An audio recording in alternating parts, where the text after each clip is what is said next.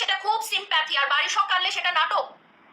আমি যখন কান্না করেছিলাম তখন আপনারা এটা নিয়ে ট্রল করেছেন, এখন কেক পেজের ওনার কান্না করছে বলে আমি আসামি হয়ে গেছি। অন্য কেউ কাঁদলে সেটা সিম্পেথি, আর বারিশা হক কাঁদলে সেটি নাটক। কান্না মিশ্রিত কণ্ঠে বারিশা হক কার উদ্দেশ্যে বললেন এমন কথা? অনেকেই বলছেন সানবিজ বাই টনিকে এক হাত নিলেন বারিশা হক। প্লিজ, আমি কেক কিনতে পারছি না, আমি একটা 1000 টাকার কেক আমি কিনতে পারবো না, প্লিজ আমাকে আপনি এটা বিনামূল্যে দিয়ে দেন, আমি আপনার প্রচার প্রসার করে দিব, আপনার অনেকগুলো সেল হয়ে যাবে। অন্যের কাছে কেক চেয়ে খাওয়া নিয়ে সম্প্রতি অভিযোগ উঠেছে বারিশা হকের বিরুদ্ধে। এমন অভিযোগে বারিশা হক লাইভে এসে বলেন, 1000 টাকার কেক কিনে খাওয়ার মুরত কি বারিশা হকের নেই? 1000 টাকার কেক কিনে খাওয়ার মুরুদ নাই, আমি ফ্রি কেক চাই, সেটাও আমি মেনে নিয়েছি, সেটাও আমি মাথা পেতে নিয়েছি।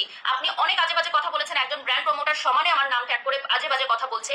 সানবিজ বাই টনিকে উদ্দেশ্য করে বারিশা হক বলেন, কেউ একজন উদ্দেশ্য প্রণোদিতভাবে আমাকে এবং আমার ক্যারিয়ারকে শেষ করতে চাচ্ছে, তা আমি কখনোই হতে দিব না।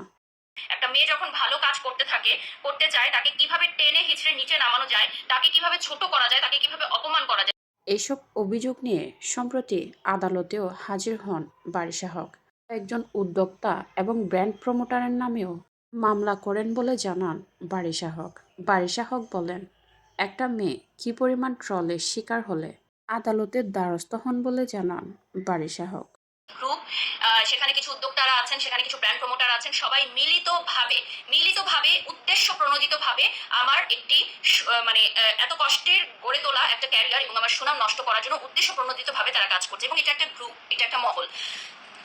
বারিশা হক নিজেকে নাম্বার ওয়ান ব্র্যান্ড প্রমোটার হিসেবেও বলেন, আমি এবং আমার ক্যারিয়ার ইচ্ছে করে সবাই যৌথভাবে মিলে শেষ করতে চাচ্ছেন।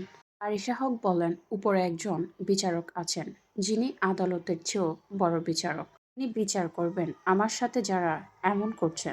কাউকে নিয়ে কথা বলা পছন্দ করি না, আমাকে যারা ফলো করেন তারা জানেন যে আমি নিজের কাজ নিয়ে ব্যস্ত থাকি, নিজে কাজ করতে পছন্দ করি, আমি অনেক হার্ড ওয়ার্ক করে কাজ করি, আজকে এই জায়গায় আসছি। বারিশা হককে নিয়ে অভিযোগের যেন শেষ নেই উদ্যোক্তা এবং ব্র্যান্ড প্রমোটারদের। অপরদিকে বারিশা হক বলেন, কিছু উদ্যোক্তা এবং ব্র্যান্ড প্রমোটাররা যৌথভাবে মিলে আমার ক্যারিয়ার ধ্বংস করতে চাচ্ছেন।